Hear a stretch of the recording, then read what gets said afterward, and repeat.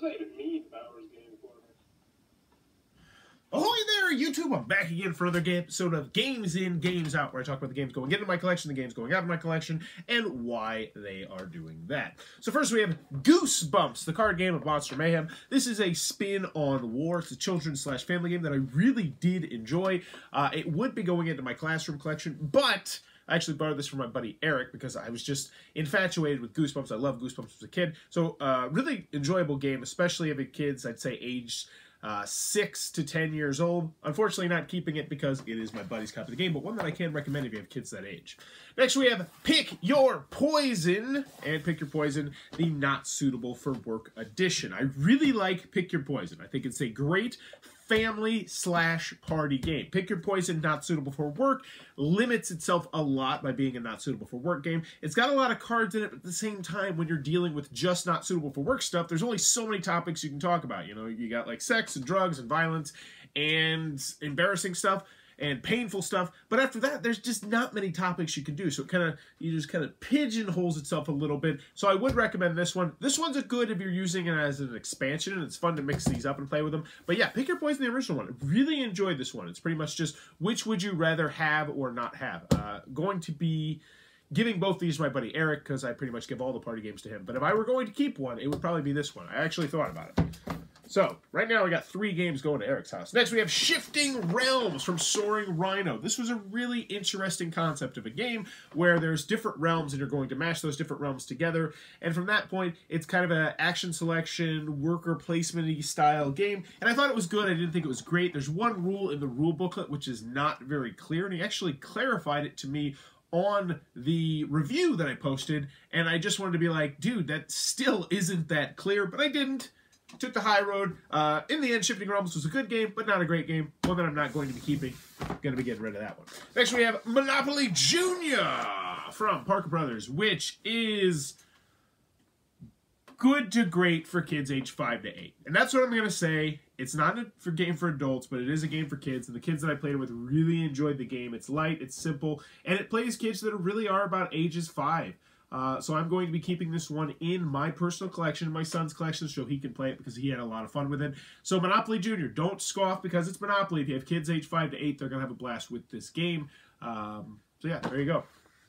Very surprised with that one. Pleasantly surprised. Next we have Maze Races, a really cool concept of a game from Foxmine in which you are actually physically going to be creating a maze on this board. It came out a couple years ago at Gen Con. You're going to have all these magnety pieces and you're going to be making your own little maze, and then you're going to be racing to see who can get out of the other person's maze faster. You're going to be getting 2 of those boards. I really like this game. This one is going into my collection for the time being, into my son's collection. But here's the thing. He's not quite old enough to do it. And you know what? Actually, I think this is going to go in my classroom for the time being. Yeah, this is going into my classroom for the time being. While it's not great, I think it's a very cool and a very interesting idea, and that's why I want to keep it, because it does something that I've never seen another game do, which is always something that I like to spotlight, because a lot of games feel very samey nowadays. Next, How Do You See the World from, what was the name of it? It was a weird company. Authentic Agility. This is a game with a whole boatload of these cards, and they're really, really big, like bigger than tarot-sized cards. They're going to have questions. You're going to ask these questions to people at the table and just discuss your answers. And they're deep, emotional, philosophical, personal questions. And if you know me, I'm an open book, and I love talking about these sort of things.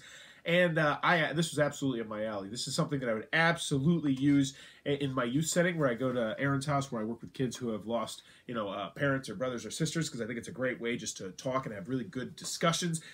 You could use it as an icebreaker, but they're very personal questions, so you got to make sure you gauge the audience right. This is one that my buddy Eric wants to borrow because he's very interested in it. But this is absolutely one that I plan on keeping for a very long time. Very, very cool concept. Not so much a game, even though they do have some gamey rules you can find online. It's more just a fantastic way to talk to people and get to know more about them and really learn a lot about people. So right now we're at 4 games going to Eric. Wow. Next we have Harvest from Tasty Minstrel Games, which they sponsored me, so I'm keeping it. Actually, no, I'm getting rid of it.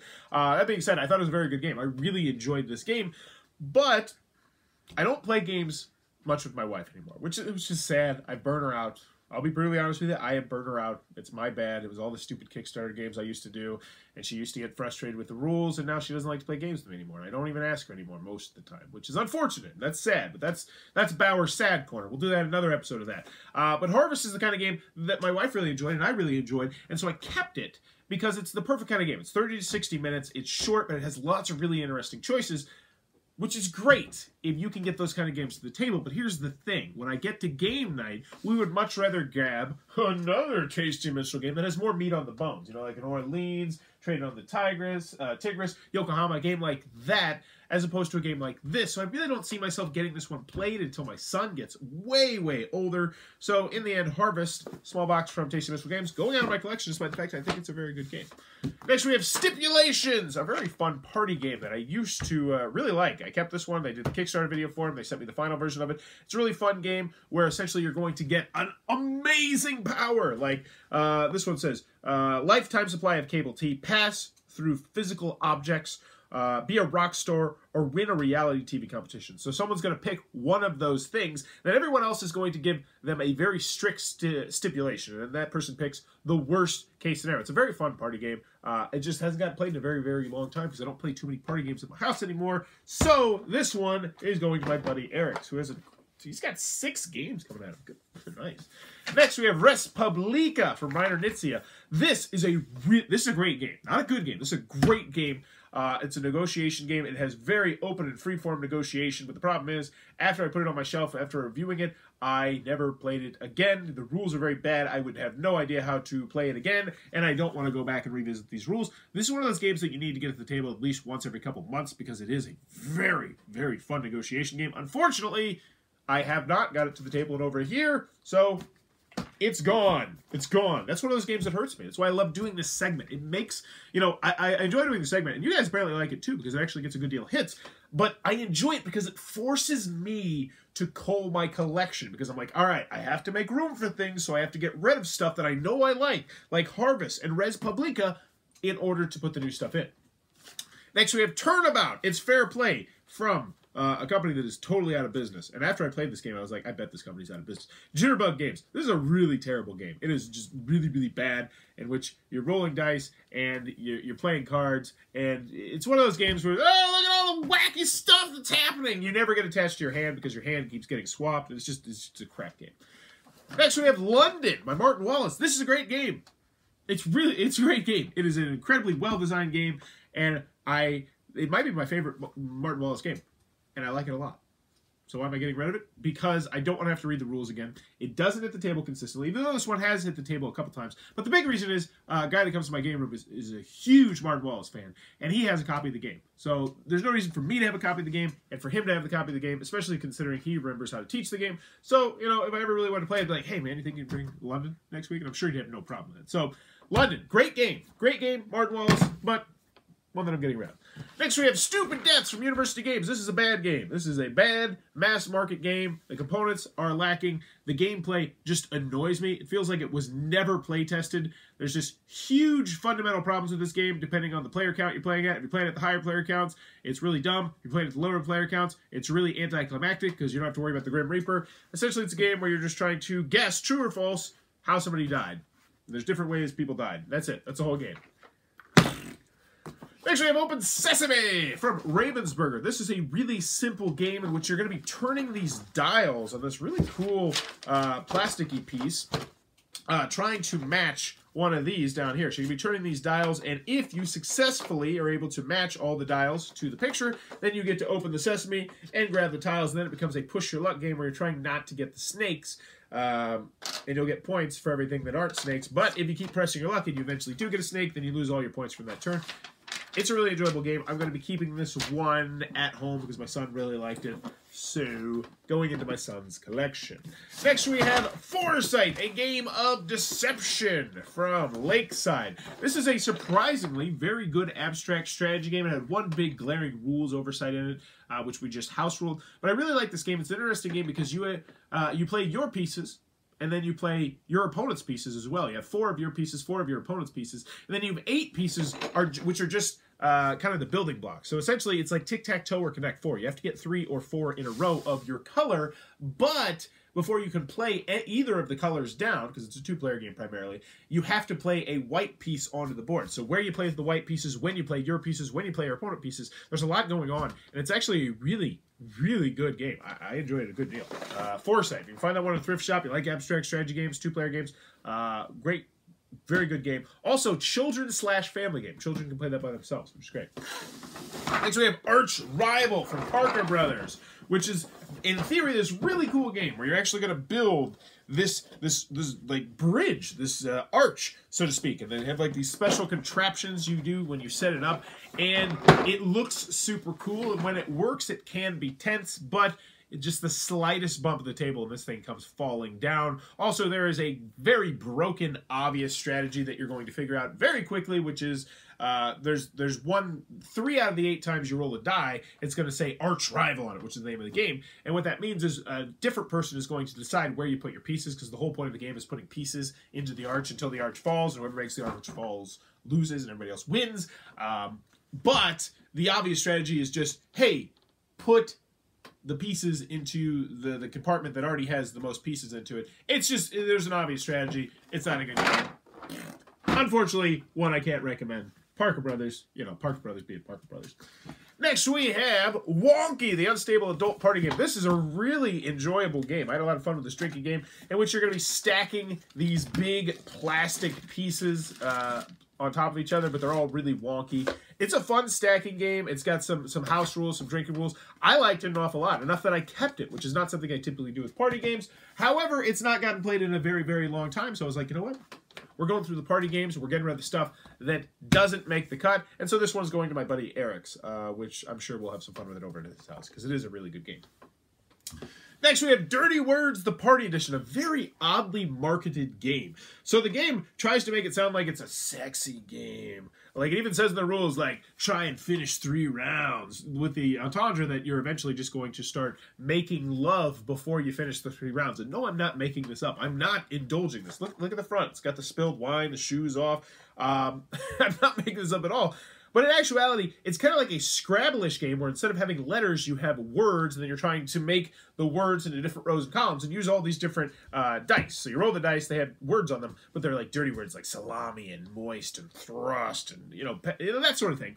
And all the words you use, you're going to get 5 points for. If you happen to make it like a double, like this, so this word is here, and this word is also here, you get 10 points for that word. And every word you don't use is 3 points. It's a team game. It's actually really funny. I enjoyed it a good deal. As long as you don't go into it expecting it to be like an aphrodisiac, which I don't think many people do, it's a very fun game. One that's going to my buddy Eric. We had a lot of fun with it. Very humorous game. Next, we got Badass Force from Funky Sheep. I did a Kickstarter preview for this one. Remember, boys and girls? Why would I talk down to you like that? Remember, people. And whenever I do a Kickstarter preview, that means I myself personally would not back it. Now, that being said, I really enjoyed this game at the higher player counts, but at the lower player counts, it did not do enough for me. And it also, it's not going to come with like a player aid card, because it's coup-like, where, you have a card in front of you, and you can do that action without getting in trouble. But you can also say that you have something else down in front of you, and if someone calls your bluff, then you get in trouble. But the problem with that is there's so many rolls in this game.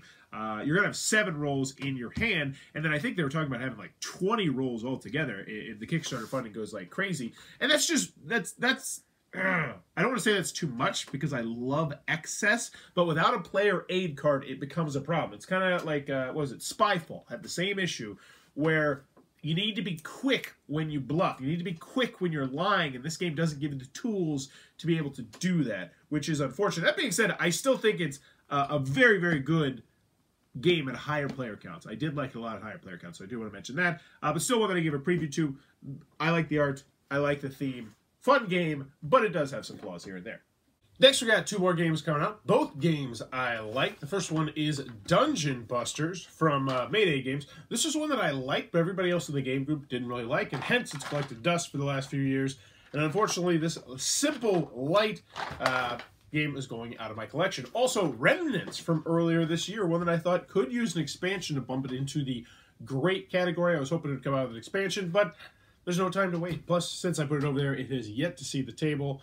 And I don't really remember why I liked the game that much. I remember it was an interesting theme, but unfortunately, I need room. So you're out, because I am going to be keeping some more games. Next we have Batman Flux. I don't know why I kept this one. I honestly found it all the way at the top. I have like the super duper top section. I haven't played Flux in years. I still think Flux is a decent game, especially a great game to play with people who are new to the hobby. But Batman Flux, out of my collection.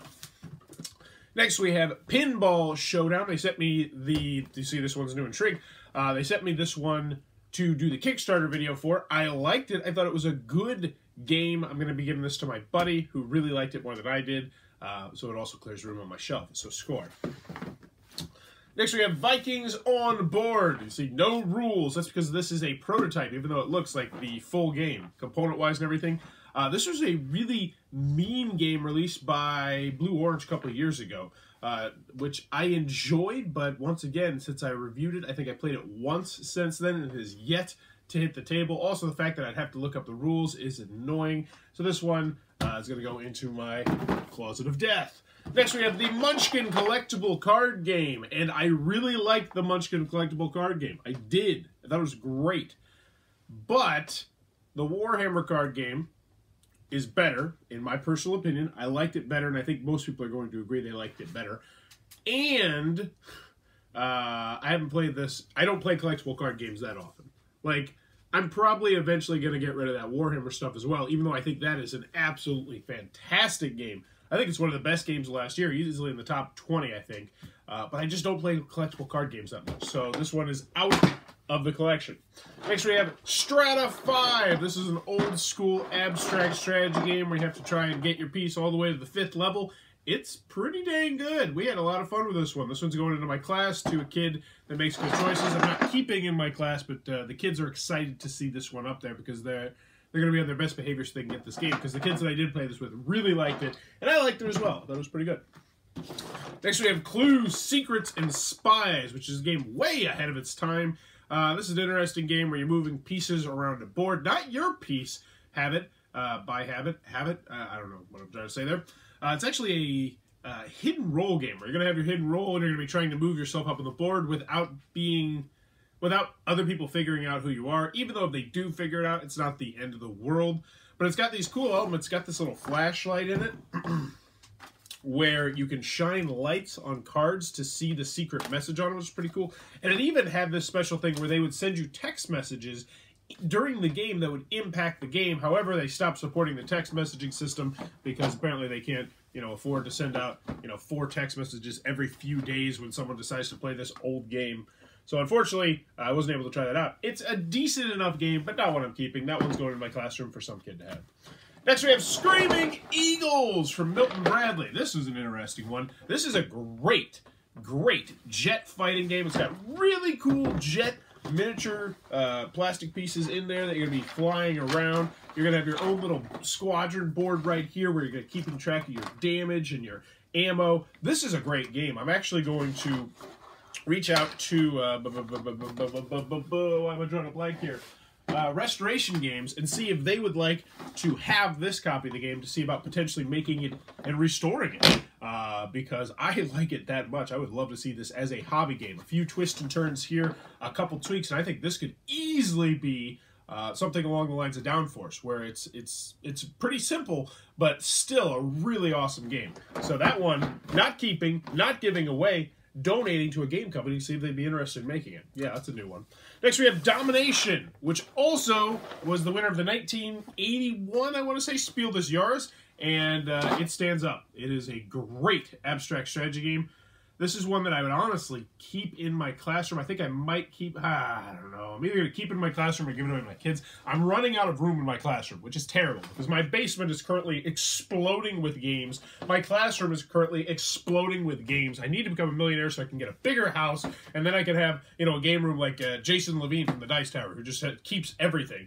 Because this is a great abstract strategy game, but probably going to give this one away to a kid who hopefully will play it and will harness the love of games. Oh, Tasty Mitchell Games. Yeah, they sponsor the channel. Yeah, they put out some fantastic games, and Guilds of London is a great game, but it has not seen my table in quite some time. I don't remember how to play it. I remember it's a area control game, but the big thing with this, 2 to 4 players, and I look over here, I look at my other Tasty Missile games that I've kept. I'd rather play Orleans. I'd rather play Trade on the Tigris. I'd rather play Yokohama. I'd rather play Chimera Station. I'd rather play Pioneer Days. I still have Coliseum over there as well. I'd rather play that. All those games I'd rather play than this one. So despite the fact this is a great game, getting rid of it. Next we have What's Your Number? This is a really interesting game where essentially you're going to have something that will say like peeing in a pool. And then you have to figure out the person. So there's going to be one person who you figure out their number. So 100 if they're always pee in a pool, 1 if they think that's the most vile thing on the planet, and a 50 if they do it from time to time, and you try and guess their number, they tell you their number, and you get points. It's an interesting enough party game. It goes up to 16 players, and it can accommodate that number of players surprisingly well, which is always good. And it is one that I'm going to give to my buddy who I give all my party games to. But yeah, one that is pretty decent. What's your number? I could recommend this one if you're in the market for a very light, simple, family, because you can definitely play this with families, party game. Next we have Check It from Who the Hell Cares, an exciting game of strategy for the entire family. This should say a boring game of boringness for everyone. So I brought this into my classroom, and this is essentially, they tried to make dominoes into, you know, hexagons, and they got rid of the numbers, and they made it so it's just circles and dots and triangles, and it's not good. It's incredibly boring. All the kids that I played it with were like, this is boring, and I was like, yeah, this is boring. And I want to say that there's more strategy in this than there is in dominoes, and I tried to find that strategy because you can like set yourself up to do what are called check-its where you can score a whole bunch of points. No one ever did it, and no. It's not a good game. It was boring, and we did not have any fun with it at all. Wow. But it does play solo, so hey, that's a perk. Goes up to 6 players. Like that. This isn't a review, though. Next, we have Bad Doctor from Mayday Games. This game is a very interesting game about being a doctor and being a very bad doctor. Just trying to have people not die on your watch. And they die on other people's watch, it doesn't matter. In fact, you actually look better because you kept that person alive for a little bit. It's got a very odd theme. It's got very different artwork. Like, this is the artwork on it. I personally really like this game. I thought it was I thought it was good to very good. And I think if you are a doctor, if any of your friends are a doctor, I think they're really going to get a kick out of the theme. The 2 to 4 players kind of turned me off. And I wanted more out of the game. I wish there was a little bit more in this box, especially with special ability tiles and whatnot. But still, an interesting enough game. If you're a doctor, you work with any doctors, I think, and they play games, they should definitely check this one out. I think they'll get a real kick out of it just because of the theme and the humor in the game. But for everybody else, yeah, that's good. Ultimately forgettable, unfortunately, going out of the collection. Next, we have Caro, a 2-player game that just had a long list of things that kept pegging it down. Like, it's got absolutely gorgeous components, but the game didn't do it for me. And actually, the kids that I was playing with in class, I played this 3 times in class, it didn't go over quite well with them. And the big element is it's a speed game. So if you don't like speed games, it's not going to be for you. It's also very luck-driven. What tiles you can get, what tiles you pick up, or what cards happen to come out when it's your turn, and what dice rolling. There's speed dice rollings, which has a lot of luck in there. It just, the game just did not work well for me. And I like a lot of those elements. I don't mind speed rolling. I don't like speed dice rolling. I like stressful games, but it just didn't do it for me. Caro, I want to know more, read my review, because honestly, this game I haven't played in a couple months. But yeah, there's Caro. Woo! Last pile. Next we got Star Plus from Happy Bow Bob. I have no idea why I kept this game. It's a game about playing down cards that have constellations. Oh yeah, I kept it because it's a kind of an educational game. It deals with negative numbers. And actually, I was just going to get rid of this because I kind of just grabbed stuff. And say, what have I not played in a very long time? That's what I get rid of. This one is actually going to go into my class to see if the kids can play it because it's really good for them to work with negative numbers. So yeah, this one's a cockroach. It's sticking around. It's not going to be in my house anymore, but it is going to be in my classroom to see if it gets played. And if not, then it will be gone. Next, we have Campy Creatures. This is one that I enjoyed. It's a very light, simple game. Played in my classroom. That's as much as I can tell you because I don't remember much about it. It got reviewed after it got played, and it got put up there, and now it's gone because I haven't played it in forever. Wildlands, and let's just put Wildlands and Wildlands expansions together. This is one of my favorite games of last year. This got like an 8.8, and this bumps it up to, I think, about a 9 or something. So it got a Bowers Best seal. I absolutely love this game. It is a light, simple, quick skirmish game where you're going to be going around the board and either beating people up or collecting crystals. Very streamlined, easy to learn, easy to teach. But the only thing that bugged me, there's a couple minor complaints here and there, but Wildlands. If you like Dudes on a Map games and 2 to 4 players, this is definitely one you might want to check out. Plus, it has an excellent watch and play video, so you can skip the rules. Rodney knocks it out of the park. And the Undead expansion really adds a cool element to the game. You can use it as a new faction to play with, but more importantly, what I really like is you can use this as an actual expansion to the game where it adds like these undead creatures that roam around the board, which is really, really cool. So yes, definitely one worth checking out. Speaking of Osprey games, we have Cryptid, which is going into my top 10 games of next year. Wildlands might as well. Both of these games from Osprey Games. Osprey Games was killing it last year. They had High Society, they had Wildlands, they had Cryptid. Cryptid got a Bowers Best Deal. This is my favorite deduction game? Question mark? I've ever played? Yeah, I think so. I liked it at 3, I liked it at 4, I liked it at 5. It's very simple. It is an incredibly simple game. This is a game where it's just on your turn you have one of 2 actions. You're either going to give people information and try and guess where a monster is on this grid, or you are going to ask someone a direct question. That's it. And it's all from there, just deduction, trying to figure out where other people are, but at the same time, trying not to give too much information away to other people. Definitely, this one I think is going to fly under a lot of people's radar. Check it out. If you like deduction games, very, very cool game. Next we have Maki Stack. This is a really cool game where you have to, I don't know if you can see it, but you have to wear a blindfold sometimes, and then other times you and a partner have to like put your fingers together to try and pick up pieces and create a picture on a card. Super light, super simple stuff from Blue Orange. Went over very, very well in my classroom, so this game is going into my classroom. Actually, there's a lot of stuff going in my classroom, so I'm probably going to have to purge some games out of my classroom. Oh! Or I could get myself another shelf in my classroom, because hey, I am the lead teacher. Next we have Smiths of Winterforge. This one is going into my collection. It is a really cool worker movement game. It has a lot in this box. It's a heavy-ish box. The base game itself is really good, but it comes with 6 built-in expansions, which are essentially, if you're thinking worker placement, extra spots that you can go to, which add extra dimensions to the game. It goes up to 5 players. It actually goes up to 6 players. If you take it to 6 players, it just becomes a pure worker placement game. So I still preferred it at 2 to 5 better than 6. And I just really liked the game. There was a couple different paths to victory you could take, alternate win conditions. Really big fan of this one. I hope that it does well enough that they can make an expansion for it. This one's going into my collection for the time being. Smiths of Winterforge Plus, worker placement is one of my favorite genres out there. Next we have Layers, which is a speed game where you are going to try to build different patterns by reorganizing layers. So you're going to have 4 or 5 of these layer things right here, then you're going to have a picture in front of you, and then you're just trying to figure out flipping things, turning things, different angles so you can create the picture. It fell very, very flat. We did not have fun with this game in my classroom or with adults.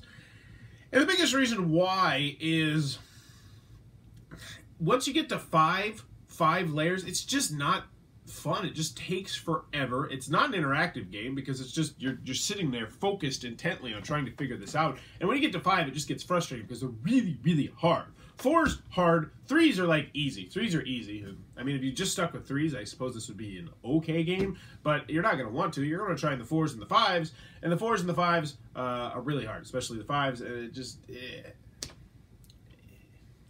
I didn't have fun with it. And other games from the same company, Happy Baobab, that are speed games, but they're speed folding games. I really enjoy those games, but this one did not do it for me. Next we have What's That Smell? One of my most disappointed games of last year. They emailed me and they say, hey, we got a game. It's about sniffing cards and trying to guess the smells. And I said, well, that sounds fantastic. That's going to go over great as a family game. That's going to go over spectacular in my classroom. Sign me up. And unfortunately, it did not do either of those. And the hugest problem is that the smells don't work how the smells want them to work. I think we went for about 0 for 16 or 0 for 18 on our first smells we played in this game in my classroom. And then I'm not quite sure that the smells don't like rub off on each other inside the box because we were playing this the last time we played this on my game night. I didn't want to try it with adults. We thought for sure it was gasoline. It was like gasoline. Or garlic. It was garlic. It was like, this is garlic. This is garlic. This is garlic. Someone said, like, this is sea salt. And we opened it up, and it was gasoline. We're like, what the hell? Those do not smell the same. And I'm pretty sure some of the smells just rub together, and some of the smells don't smell like anything. Especially, there's like these big smells that are supposed to smell terrible. The whiffs of shame, they call them, and they're like chunky vomit, extra old cheese, and if you lose the game, you're supposed to smell those. And some of them don't even smell like anything. It's like, well, you're going to have a gimmick in your game, make sure the gimmick works. Speaking of gimmicks, Gizmos. One of the games that really had people divisive last year. I really enjoyed it. I thought it was a great game. It's going into my collection. I'll put it right over there next to Century Spice Road and Splendor, and I'll say, oh, you like those games? You want to try and push it up just a little bit? I think Gizmos is the way to go. It reminded me of Dominion, when you had a fantastic engine in Dominion. Like the last few rounds of Dominion, actually the middle rounds of Dominion, where your engine is churning really, really, really well. You don't have any green cards clogging it up, and you can pretty much do whatever you want. That's what this feels like. It's a pure engine building game. There's no theme whatsoever. You're building a contraption, whatever. Pure engine building game. I'm excited to see what they come out with this in the future. Really dug this game. That is Gizmos from CMON. Definitely one I think everybody should try, but it's not going to be for everybody. I think it's a try before you buy, but for me, I thought it was a great game. Going into my collection, really enjoyed that one. Woo! That's another episode of Games In, Games Out. This is ridiculous. This is absolutely preposterous. But as you know on this channel, I tell you, I will not get rid of a game until I review it. It's one of the worst things I've ever said in my life. So yeah, if you're enjoying what I'm doing, please be sure to click on that subscribe button down below. If you want to support the channel, click on the Amazon link right down below. Buy anything on Amazon with the normal, amazing Amazon prices. And it gives Bowers Game Corner a couple pennies here and there. And even in the comments below, let me know what's the last game you purged out of your collection. And as always, thanks for your time, YouTube.